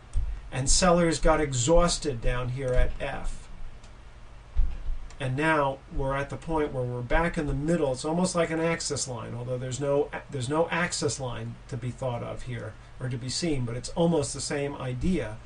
We're right here in the middle, and we had one last little gut check, so to speak, and then no follow through. This is the springboard, and then the market goes up from here. Okay? And the last thing I want to just note here are these last two bars here at I and J, and I guess I didn't label J in here. That's here. Notice that the market starts to float up on light volume. That happens all the time, and don't make the mistake of saying, oh, narrow spreads, light volume, really kind of decreasing volume on the rally, that must be weakness. Absolutely not. It's not weakness because of all of this that happened here. And this is just, there's no sellers left. That's what this means. And buyers are, because of all the downtrend that's been going on and all this Sturm und Drang in here, there's no outside buyers coming in either until we start rallying up here to K and on and on. All right. Very good. Any questions on this chart? And how does this seem to you? Is this useful to be able to look at a chart like this and begin to understand it? What's really going on behind it? This takes a lot of practice, by the way. It took me years, I think, to develop this. And you have to go through and, you know, the markets you're trading, start charting them out. And I would suggest doing it both on the daily and on an hourly basis too, and start looking at the volume and the spreads and the closes and the direction. Yeah, Walter says it takes discipline. Absolutely, it takes discipline. But start doing that, and doing it on the hourly, you get, you know, 6-7 bars for every day, and you begin to get good at this stuff. You really do. Just describe each bar. All right, let's see what time it is here for a second. We started at 3, and it's now, we're an hour and a half into this. Okay. And we're on slide 22, and I've got how many slides here? 60 to go. Okay. So what we're going to do, I think we're 1/3 of the way through. I'm not going to be able to finish everything tonight. But I think what we'll do, therefore, is we'll go for another half hour, because it is Saturday. And we'll go through maybe the first two of the strength signs, and then we'll stop, and then we'll pick it up again on Wednesday night and finish that up, and then we'll start weakness probably on Wednesday, and then we'll play a little bit of catch up. I've been kind of moving things around in this course a little bit, and trying to make it more intelligible, I think. In other words, so that you really understand it, and you really can. It's not a try to make it as less a mystery as possible. And although I'm doing that, I think I'm doing it successfully. Although I'm taking the mystery out of it, it is a skill that needs to be developed. You can listen to me. You can review this later, and you can. You know, I'll send out some material as we go along, and you can read the material. It's not going to make you able to do this just by doing that. You have got to practice it. You have to practice it. There's no other way around it. We're human beings, and our brains are built to learn through repetition. And that's how you have to do it. And it's hard stuff. It does take discipline, absolutely. All right, so let's go on. This is a quote from Wyckoff. Comes out of Studies in Tape Reading that was written in 1910, and I would encourage everybody to get this book and read through it. I've read it numerous times and continue to reread it because I think it's so valuable. And it's his pen name, his pseudonym, was Rollo Tape, but it is Richard Wyckoff, and it's one of the first books that he wrote. And in this book, he talks about the swelling of volume in this book too, by the way. It's very, very useful. And other things that he talks about. But in this book, he says this quote, and I think this is just a great quote. "The study of responses is one of the most valuable in the tape reader's education." Today we don't read the tape because it's too active. There's way too much volume. So but we can substitute chart reader's education. Okay, so the study of responses is one of the most valuable in the chart reader's education. It is an almost unerring guide to the technical position of the market. And that's what we're talking about here. That's all we're talking about here. Okay? All right, so one of the patterns that comes up frequently is this thing that we call a two-bar bottom reversal. Two-bar bottom reversal. It's a two-bar pattern. And the first bar is a down bar with the low and the close down below the previous 3 or 4 or 5 bars. And it's just an area, okay, below the previous bars. Then the next bar in this pattern is an up bar. And it's best when it can dip below that first bar, rallies up on widespread, and closes above the high of that first bar. So in other words, we have some sort of a down move. We have bar number 1 closing pretty much on its lows. Bar number 2 dips underneath of it and closes back up like this. Very strong pattern in the right location. And we're going to most likely see high volume. Okay, and that's that swelling of volume that occurs at the end of a trend. So let's take a look at this. Here we've got a chart where on bar number 1 we've been in a move down, but you can see that bar number 1 is closing down below the low of all these bars, in fact, all below the low of every one of these bars on the chart. And then bar number 2 comes down below that, dips below it, dips below this bar here, and then rallies up and gives some strength. Now, if we look at this, and we look at this carefully, we could do the same kind of bar-by-bar analysis that we were doing before. We can say on this bar here, it's a widespread bar, it gapped down lower. I don't forget what, this is some sort of an intraday chart, I forget what it is. But it has a gap down in the middle of the day, it looks like, and widespread on big volume and closes near the high. So buyers came in here. And then we can see that sellers are not really all that active down in here. And they try to drive it down on bar number 1. We see the pickup in volume a bit. And yet they bring it down underneath and buyers come in strong here. And they do so on good volume. Okay? So what do we expect? We expect prices to go up and rally from there. Okay? And that's exactly what happens. And we can also, put in a chart, a trend line, and show that we're oversold down here. So the pattern is there, okay? But the pattern can be anywhere. And so, for example, this is what I would call a look-alike. It's almost the same. Here we have a down bar. Bar number 1 is a down bar. It's down below the previous bunch of bars. Bar number 2 almost ticks underneath, not quite maybe, but closes firm, right? Is this one that we want to go in and buy on and maybe if we're trading on the intraday, maybe we'll take a half a point or so out of this. And it does rally up, but there's no background here. Here we get a much better move out of it. and then it comes back down and tests down in here, and then starts to rally off again. But this is much better than this, because of, not because this dips underneath and rallies more firm. That's not the reason.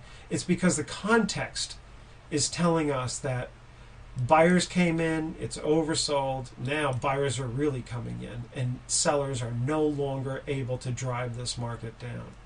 Okay? What about bar 3? It could look like profit taking. Yeah, it could. And you don't know, you know. You really don't know if selling is going to come back in or not. You would have a stop below here, and you have placed your bet on this if you took this, and that's what it is. It's, you know, that's where you are. And if it fails, it fails. Most of the time it won't if you're reading the market correctly. But it's also a pipe dream to be thinking that everything that you do is going to be 100%. It's just not possible.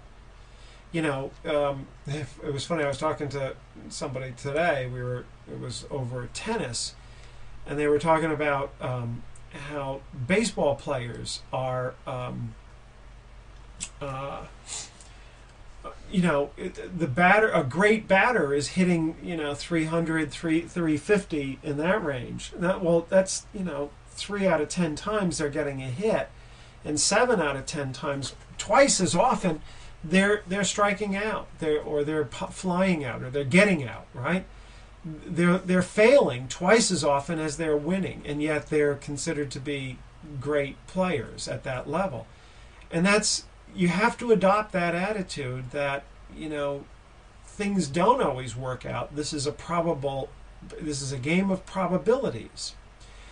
And in a game of probabilities, and we'll talk more about this, but in a game of probabilities like trading, there's a probability that you, like, let's say your trade setup has a 75% win rate, okay?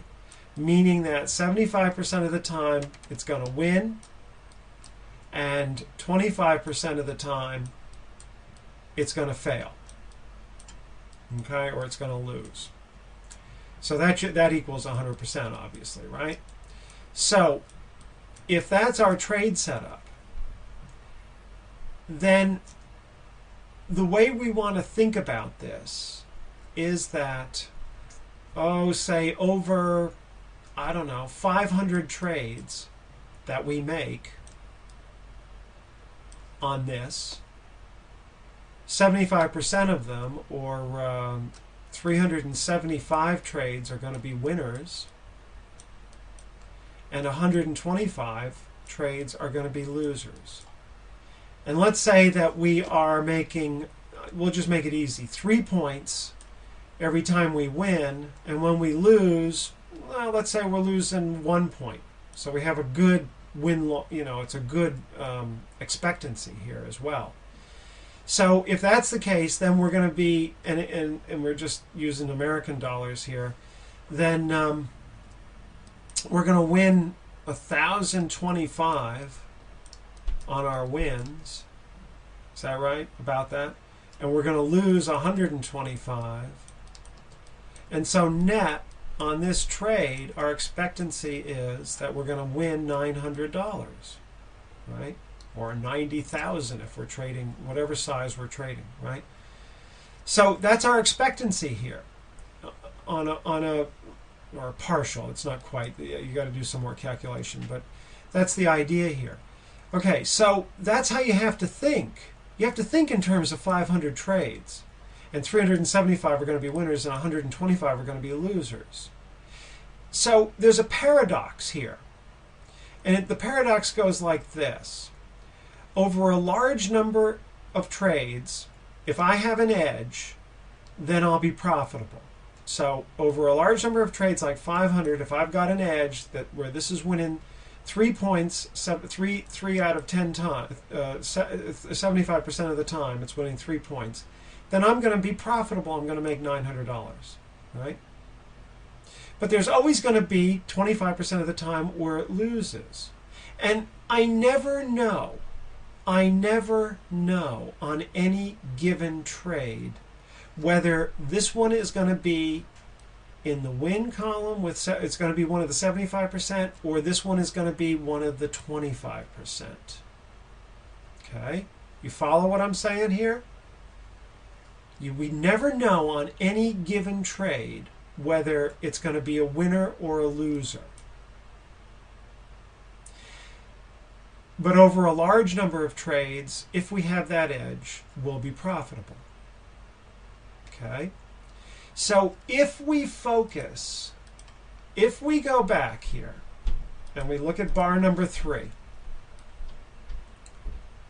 we have a perfectly valid setup here, and the context is good. And we take this trade, but bar number 3 comes in and we scratch out of it, or we get out of it because we get because we get scared. Then what we're doing is we're focusing on we're focusing on the wrong side of the paradox. We're not focusing on the large number of trades, the 500 trades that this one is a part of. This is one of 500. What we're focusing on is the thing that we never know, that any given trade can be a winner or a loser. And we're trying to make this is the bane of every trader. This is where every trader falls apart. They focus on the wrong thing. They're focusing on whether this trade is going to be a winner or a loser, and there's no way to know. Yes, we improve our win-loss ratio, our 75 to 25 ratio. We improve that. Maybe we can get it up to 85% and 15%. That's not unheard of if we focus in on context, right, and the background, and we develop a story about the trade. But still, we're going to have some number that fail, even with a good story. Even with a good story, some number are going to fail, because it's a probabilistic game. If you're focused on whether this is going to win, this one trade is going to win or lose, you are going to be a loser overall, because you're going to be focused on the wrong thing. You're putting yourself on the scary side of the paradox. You're going to scare yourself out of good trades, and you're not going to, you're going to damage this. You're going to confound this edge that you have, this winning edge. Okay? So I've gone off on a tangent. I don't really mean to do that, but that's important to understand here. When you're looking at this, when you're looking at the game of trading, if you're focused on, think about it like this. Think about it like this. A batter in the American League, baseball league, is not paid on his first or his second at bat, right? His first time up at bat. He's paid for his season. Last season he had a 325. So he gets, however many millions of dollars for next year, because he has a proven track record, right? Think about it like this. A casino, a gambling casino, where their edge is not 85-15, it's 5%. They're losing 95% of the time, or 90% of the time, and they're picking up 5%. They're not focused on every blackjack hand that's played or every spin of the roulette wheel. They're not focused on that at all. They're focused on this. They're focused on this. You have got to get your mind around this concept of probability. Understand the paradox that over a large number of trades, if you have an edge, you will be profitable. But any given trade, we never know whether it will be in the win column or the loss column. You have got to get your mind around that and focus on this and not on the individual trade. Because if you're focused on the individual trade, I guarantee you, you won't be trading in a year or two. It's as simple as that. All right, I've been on a soapbox here. Sorry about that. But that is the truth of trading right there. That is the truth of trading. All right, so let's go on here, and you tell me about structure. Here is another example of a bottom reversal. We're coming down, down, down, down, down. This bar is lower than the previous bunch of bars. We dip underneath. We rally up. Volume is pretty good here. Volume comes in on the rally. You can see that. We close firm. Why is this a good trade? What makes this a good trade?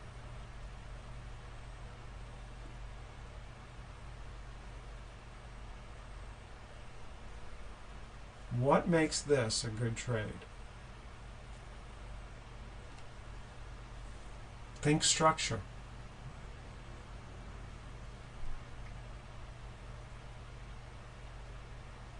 Buyers are coming in with the bottom on the close on the highs. That's right, Kevin. And that's the setup here. That's the signal of strength here, the sign of strength.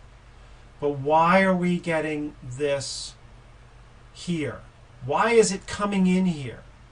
We don't see it anywhere else here. Why here? Why is this coming in here?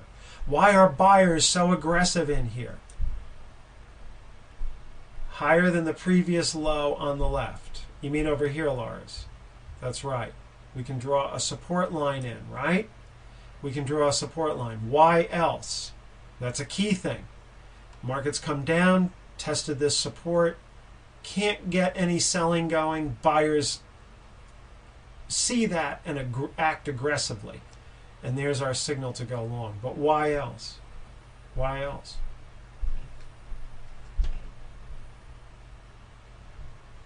I'll just give another moment or two, and then I'll show you. It's all about structure. Yes, the channel's oversold. Excellent, Herbert. Excellent. We can draw a trend channel in here, and it's not exact or perfect, but you can see that we are oversold. So we have a confluence event in here. Remember that from last week? Or the week before? We're oversold in the downtrend channel at a level of support, and we get a 2-bar bottom reversal with increased volume on the buying. There's a nice story. That's a good one to take. That's a good trade to take. That's why this works so well. And look at how it moves. Okay? Let's go on. Here's another one. First bar, bar A here. Down below pretty much all these bars. Second bar dips underneath, comes back up, closes firm. Why is this such a good one? It's the same thing, right? Everybody see that, I hope? That it's the same thing here? Yeah, okay, good. I can draw the trend line in. Here we're just testing. We're not going underneath here, but we've got support, and it should be support again. And if we drew the trend channel in, it's pretty much the same game here. Pretty much the same game. So this tells us that here's a good spot to go in, right? Here's a good spot to go in because we know that what's happening is there's this last little flush, so to speak, on the first bar, and the second bar shows that there's no further selling and buying comes in aggressively. Okay? It's different than here. Here, clearly, we get an increase in volume and buyers step in a little bit and then the next bar is up. But that's not as strong as this, and you can see that. But people will look at this and say, oh, you know, we're oversold in the trend channel. Let's go long here and so on and so forth. Don't do things like that. You know, wait for where you can really build a story, and then you get this kind of a setup, and then you got something going for you. Okay? Yeah, it's a minor spring. That's right. Now, bottom reversals, 2-bar bottom reversals, don't only have to happen at the at the bottom of a downtrend. We can be in an uptrend. You can see here we're in an uptrend, and we have the first bar here is down closing. This one may be a level close, but it's good enough. I would call it a look-alike. If it looks pretty close, then it probably is, right? So we get that move down, we get dip underneath, and then it rallies up, and then we go higher from there, and we get a nice move off of this. And this is in the Canadian dollar futures. By the way, this is a weekly chart, by the way. When you look at the charts in this, what I try to do is, I focus mostly on the S&Ps because that's what I trade day in and day out, and I do it off of a tick chart and a 5-minute chart and stuff, and certainly there's going to be a lot of those charts in here. But I also try to show you examples of widely divergent time frames and different markets, so that you can see that indeed this works all the time in all markets across all time frames. Okay, why is this not a bottom reversal and this one is? Why is this not a bottom reversal and this one is? That's okay about the caps, don't worry about it.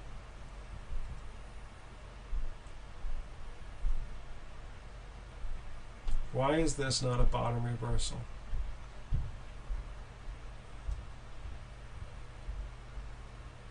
And this is important in this little setup. Okay, I'm not seeing any responses, so I'm assuming, and you just learned it tonight, so that's okay. Not in an oversold position. That's right, it's not oversold. Look, the bar before, it's not that this is not strong. This looks strong to me, where the bar dips underneath and rallies up, and then this one dipped down and rallied up. I'd be buying that, no question. It didn't give us great response, but it was pretty good. I would have been feeling pretty comfortable about that. Okay, but it's not a bottom reversal because we don't get that little flush. Here we get a flush down. In other words, they're taking out that flush starts up here really. And they're trying to shake out the weak longs, if you will. And then once they feel that the weak longs have been shaken out, then they will rally it up like this. And that's the main reason. We need to see the market coming down and have that little flush, whether it gets oversold or even just oversold in this kind of small trend channel in an uptrend. Okay? That's important. We always need to see that. Now here's an interesting one. This is a 5-minute chart, intraday chart. Ignore this stuff up here. Here we have the bottom reversal. We've got the first bar coming down lower than anything else here, lower than the last 3 or 4 or 5 bars, right? And we dip underneath and we rally back up and close up. This is technically a bona fide bottom reversal. But there's a story here that can be crafted. We're certainly oversold in the trend channel. There's no question about that. Okay? And we see this widespread bar coming down, and it closes off the lows on very high volume. The next bar, which is the first bar of the 2-bar bottom reversal pattern, doesn't go down much further. And the volume compared to back in here is pretty good still. And then we dip down and we reverse back up, and that's good. And this could be bought. This could be bought. It's a little, you're in a climactic kind of situation here. We're going to talk about climaxes too. You're in a climactic situation here. And typically, what will happen in a climax, despite the fact that this is a bona fide 2-bar bottom reversal, what will happen in a climax is typically we come back down and test this level, which is what we did here. Okay? We can't now. This is market knowledge that you may or may not have. So you might buy this, but we're not getting much of a movement up here, and it stalls up in here, right? Notice how we get that small bar here with the light volume, just no ability to rally up here beyond that point. And then the next bar comes in, it's a pickup in volume, and it wipes out the buying that occurred on the previous few bars. So if you did buy that, you're scratched out here. And by the way, there is no shame in scratching. I scratch lots and lots and lots of trades.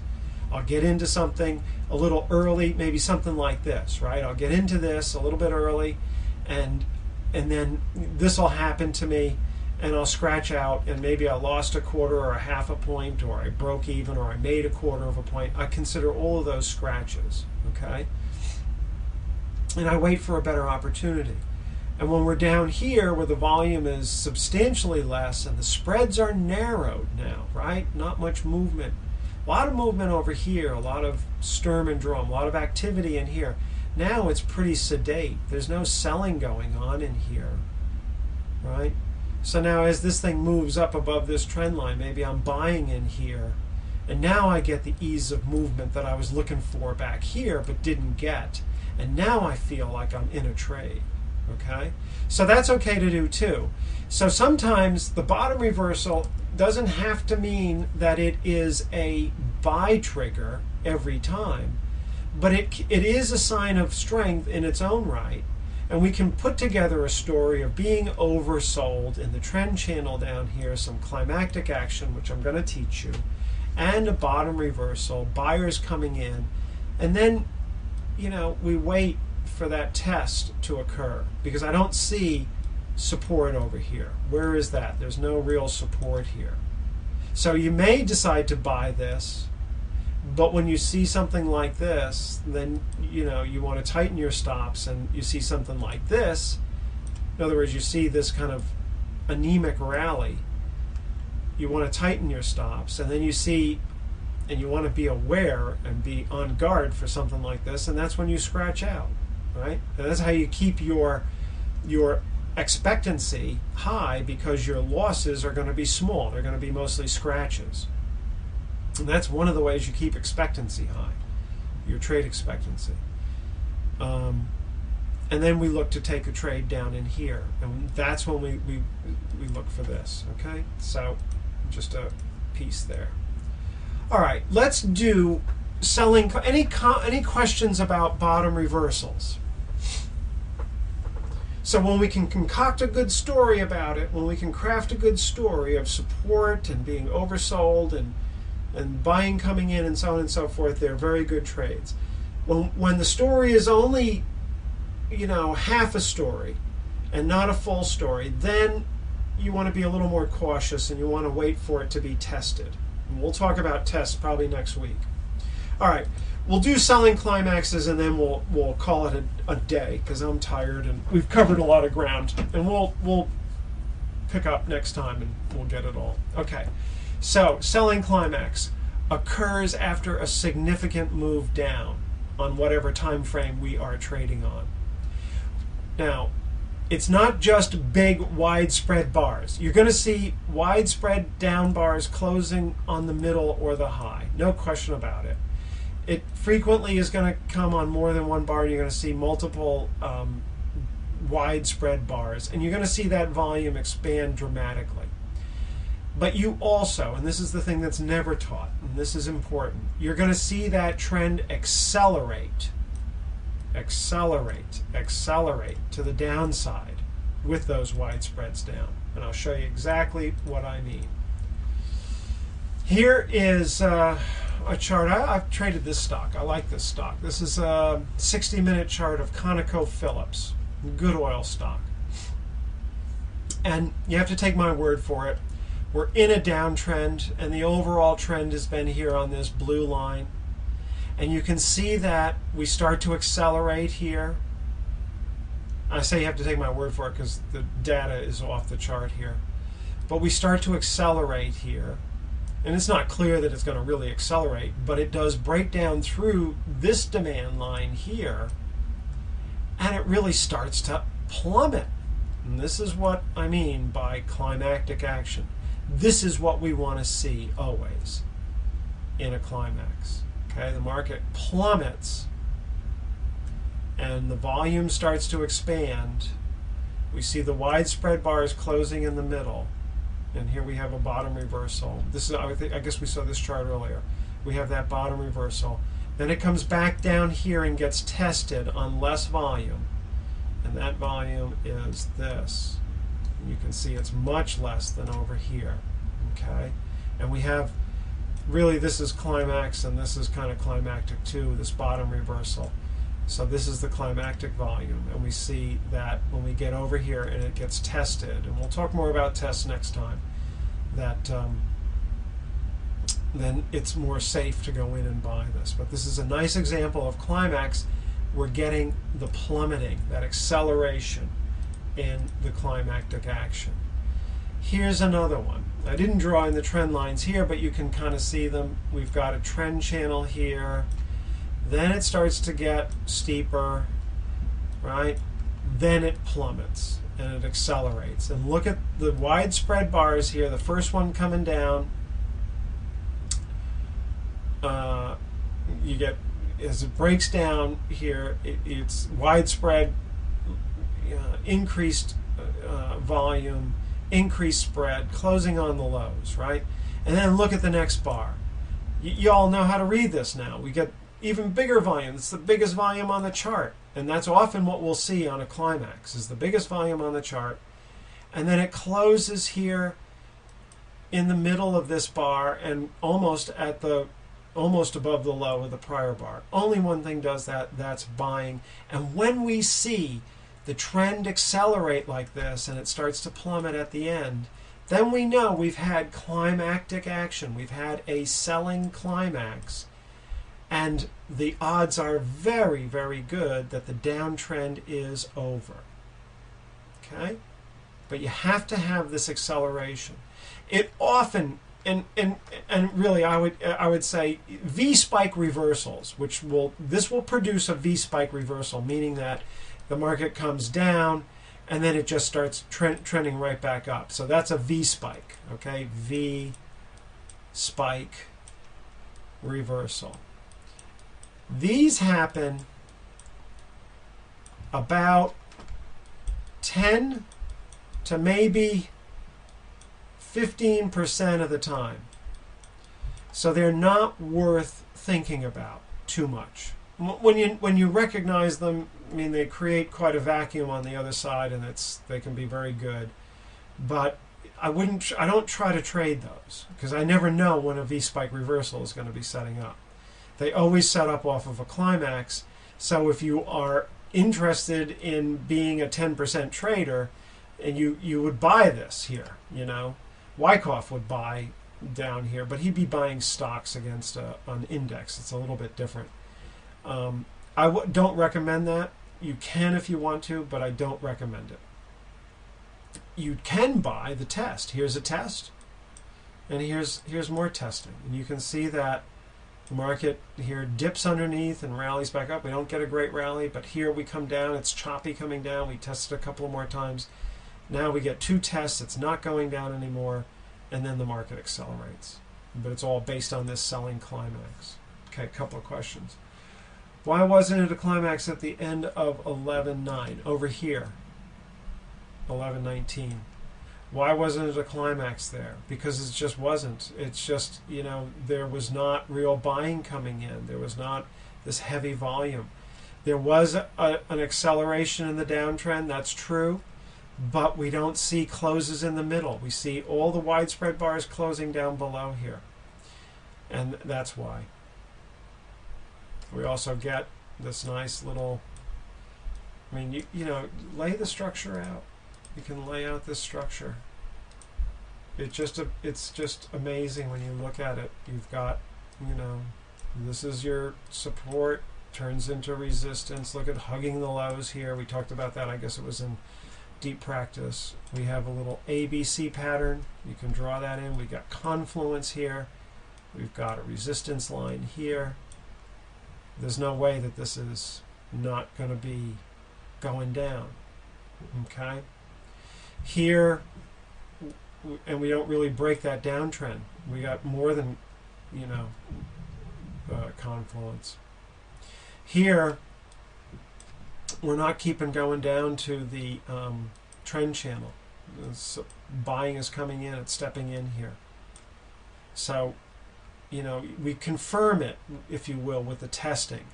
The testing, in part, tells us that supply is dried up because structurally, in terms of the structure of the market, this is not coming all the way down to the demand line anymore.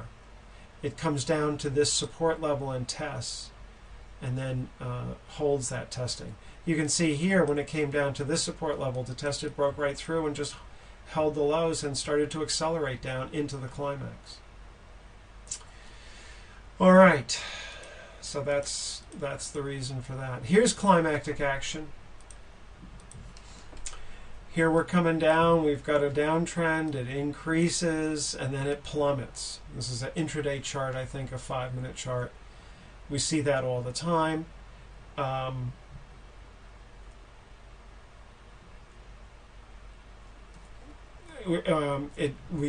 Again, the high volume comes in. Here on this chart, for example, here's a moving average, and then here's Bollinger Bands just on the volume.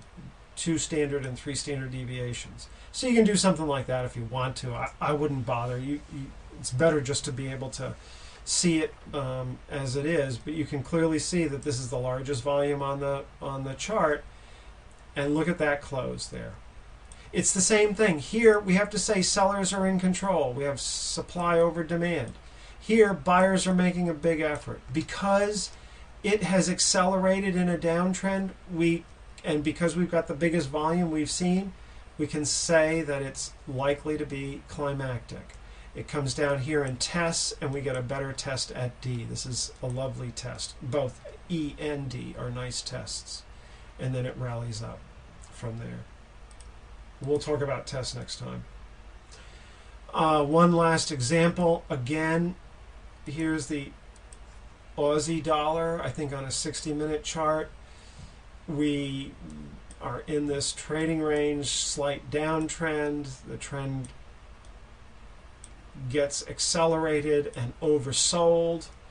We get big volume. Look at the wide spread. Look at how that's closing way up here. And then at B it gets tested. And then it starts to rally up. Okay? And it gives a nice rally. Yep, I've got one more example of a selling climax. I mean, it's pretty straightforward now that you see it. Look at how often it comes up. This is a S&P 45-minute chart, just to the U.S. session.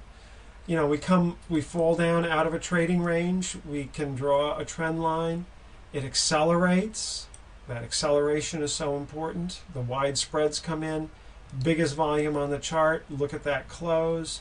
Comes back down, gives a test, and then starts to rally, and it hits this level here. And the next day it does go up. You can see that the next day it had a bigger price. You mentioned that you have a trick on how to measure low, medium, and high volume. Well, I think I showed you that, where the volume swells. That was the idea. So you can even see it on this chart here. Right in here, you can see that swelling of volume. And you can compare that to everything else on the chart, and it's going to be, combined, it's much greater than anything else here. And that's what we look for, one of the things we look for. All right, next time we'll start with tests. Any questions then? Any other questions on selling climaxes?